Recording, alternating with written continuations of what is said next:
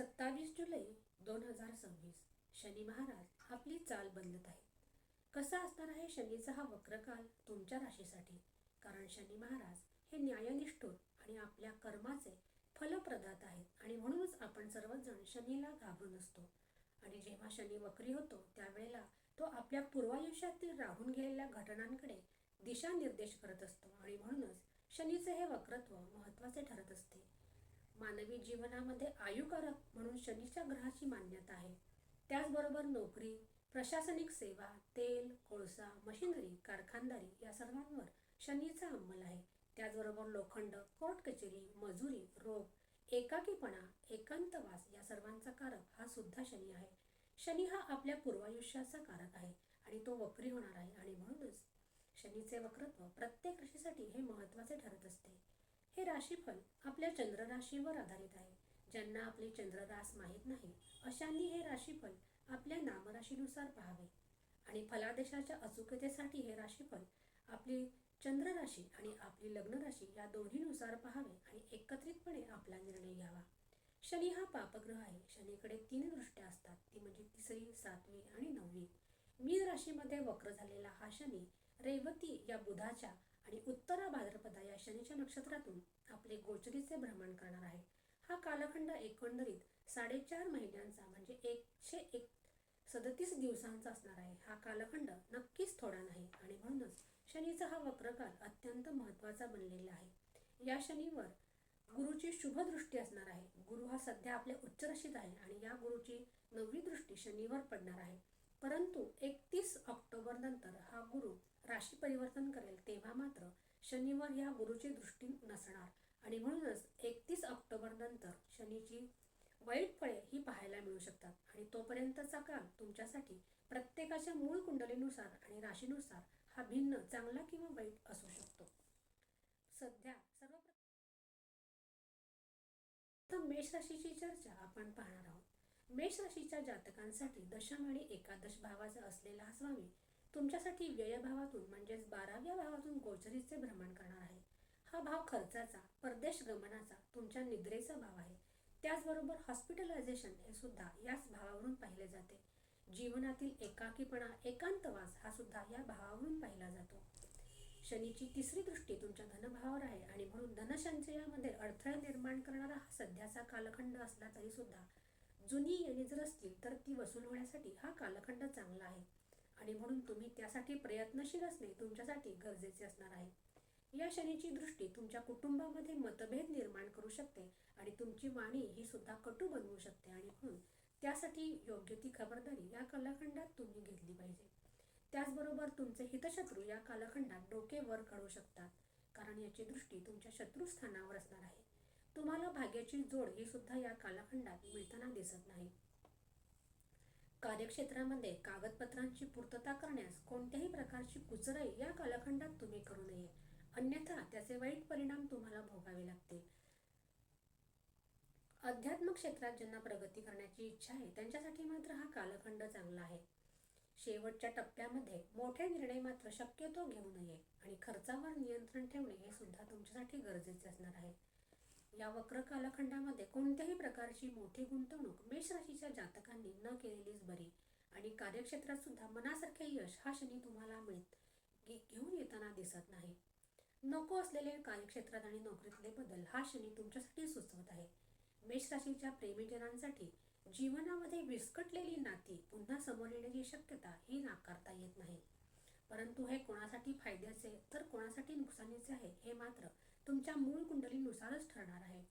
तुमचे प्रेमी जीवनातील निर्णय हे सतत विवेक बुद्धीने घ्यायचे आहे. विद्यार्थ्यांचा जर विचार केला तर जे विद्यार्थी परदेशी जाऊन शिकण्याची इच्छा करतात त्यांच्यासाठी हा कालखंड चांगला आहे. त्याचबरोबर उच्च शिक्षण घेणाऱ्या विद्यार्थ्यांसाठी सुद्धा शनीचा हा वक्रकाल अनुकूल आहे. स्वास्थ्याचा जर विचार केला तर वडिलांच्या स्वास्थ्याची काळजी घेणे तुमच्यासाठी गरजेचे असणार आहे. त्याचबरोबर तुम्हाला झोपेच्या तक्रारी ह्या सतावू शकतात आणि त्याचबरोबर ज्यांना नेत्रजन्य विकार आहेत त्यांनी या कालखंडात आपल्या स्वास्थ्याची विशेष काळजी घ्यावी. उपाय म्हणून कार्यक्षेत्रामध्ये आपल्या सहकर्मींची सलोख्याने वागणे तुमच्यासाठी हिताचे असणार आहे कारण शनी हा सेवकाचा कारक ग्रह आहे. त्याचबरोबर मारुतीची शनीची आराधना ही तुमच्यासाठी हितावह आहे आणि पिंपळ वृक्षाची सेवा ही सुद्धा जर तुम्ही केली तर ते तुम्हाला फायदेशीर नक्कीच ठरणार आहे. आता वृषभ राशीची चर्चा पाहू. वृषभ राशीच्या जातकांसाठी नवम आणि दशम भावाचा असलेला हा स्वामी तुमच्यासाठी 11व्या म्हणजेच लाभातून गोचरीचे भ्रमण करत आहे. लाभ भावामध्ये हा ग्रह तुमच्यासाठी शुभ फलदायी निश्चित आहे, परंतु कार्यक्षेत्रात तुम्हाला मेहनत ही करावीच लागणार आहे. तुमची कामे ही सुद्धा मार्गी लागताना दिसत आहेत, परंतु त्यामध्ये अडथळे सुद्धा नक्की येतील. अडकलेली येणी वसूल होण्यासाठी मात्र हा कालखंड चांगला आहे आणि त्यासाठी तुम्ही प्रयत्नशील राहणे तुमच्या हिताचे असणार आहे. तुमच्या कामामध्ये विलंब होणे, आळस येणे असे प्रकार तुमच्या बाबतीत घडू शकतात. त्याचबरोबर हा शनी तुम्हाला गंभीर बनवताना दिसत आहे. या कालखंडात तुम्हाला तुमच्या संततीकडे सुद्धा विशेष लक्ष पुरवावे लागणार आहे. प्रेमीजनांनी या कालखंडात न्यायाने आणि सचोटीने वागणे त्यांच्यासाठी हिताचे असणार आहे. त्याचबरोबर त्यांचे प्रेमी जीवन निर्णायक थरापर्यंत पोहोचण्याची शक्यता सुद्धा दिसून येत आहे. विद्यार्थ्यांनी या कालखंडामध्ये कसून मेहनत करणे त्यांच्यासाठी गरजेचे असणार आहे. वृषभ राशीच्या जातकांचा मित्रपरिवार या कालखंडात दुरावताना दिसेल आणि त्याचमुळे तुम्हाला तुमचा खरा मित्र कोण हे सुद्धा समजेल. नातेवाईकांना या कालखंडामध्ये पैसे उधार देऊ नये किंवा कोणाकडून घेऊनही नये. त्यामुळे तुमच्या नातेसंबंधामध्ये वितुष्ट येण्याची शक्यता ही दिसून येते. नोकरीमध्ये पगारवाढीची शक्यता ही दिसून येत आहे, परंतु त्याचबरोबर तुम्ही तुमच्या वरिष्ठांची सलोख्याने वागणे हे सुद्धा तितकेच महत्त्वाचे असणार आहे. व्यवसायामध्ये जर जुने कस्टमर असतील तर तेच पुन्हा तुमच्यासमोर येण्याची शक्यता आहे आणि म्हणून जुन्या कस्टमरकडे लक्ष पुरवणे तुमच्यासाठी गरजेचे असेल. त्यामुळे तुम्हाला फायदा होताना दिसत आहे. स्वास्थ्याचा जर विचार केला तर वृषभ राशीचे जातक कामाच्या अतिरिक्त ताणामुळे थकून जातील.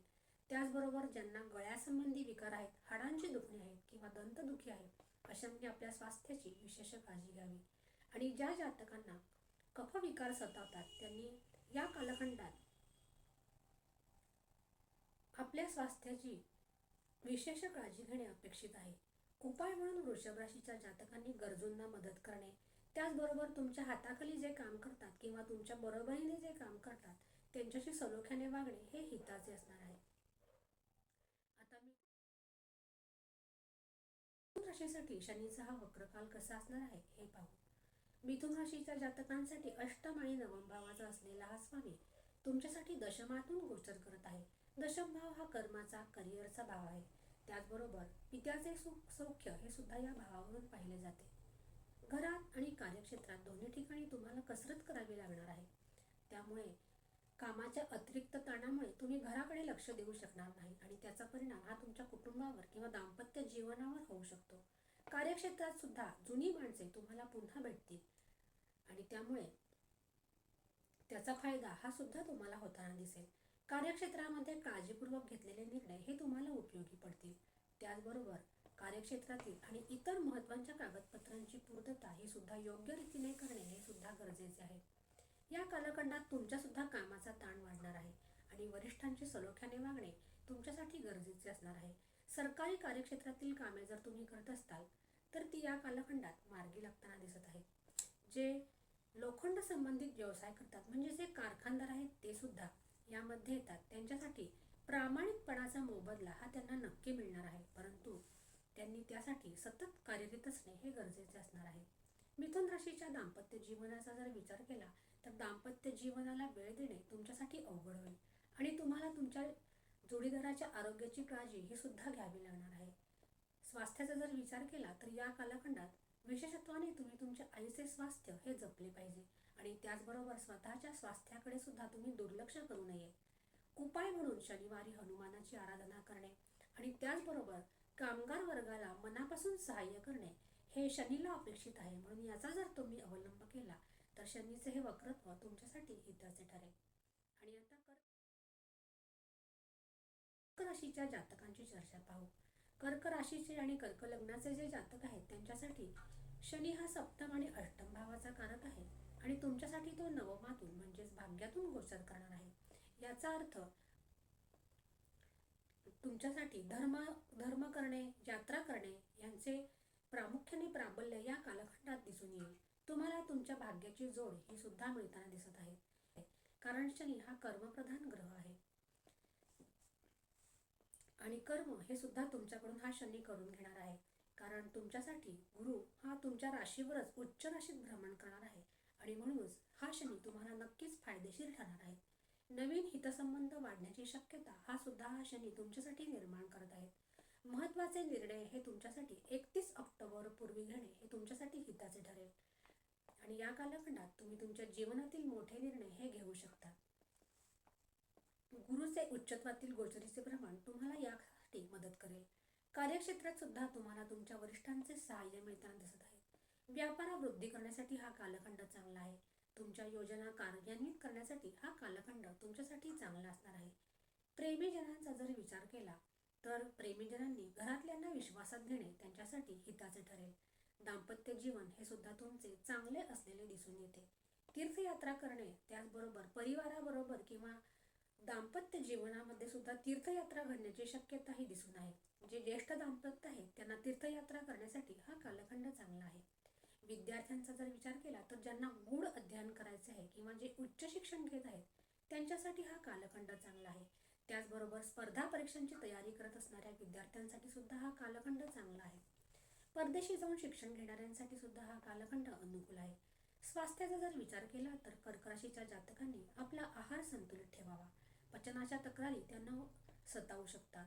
उपाय म्हणून कर्क राशीच्या जातकांनी पिंपळ वृक्षाची सेवा करणे, त्याचबरोबर मारुतीची आराधना करणे, त्याचा जप करणे आणि मारुती स्तोत्र वाचणे त्यांच्यासाठी हिताचे ठरेल. अशा रीतीने आज आपण मेष, वृषभ, मिथुन आणि कर्क या राशींसाठी शनीचा हा वक्र कालखंड कसा असणार आहे याविषयीची चर्चा पाहिली. पुढच्या भागामध्ये आपण राहिलेल्या राशींची चर्चा 2 टप्प्यांमध्ये करणार आहोत. अशाच प्रकारच्या नवनवीन ज्योतिषीय आणि धार्मिक विषयांच्या खात्रीशीर माहितीसाठी चॅनलला लाईक आणि सबस्क्राईब नक्की करा. आज आपण येथेच थांबूया. पुन्हा भेटूया याच्या पुढच्या भागामध्ये. तोपर्यंत नमस्कार.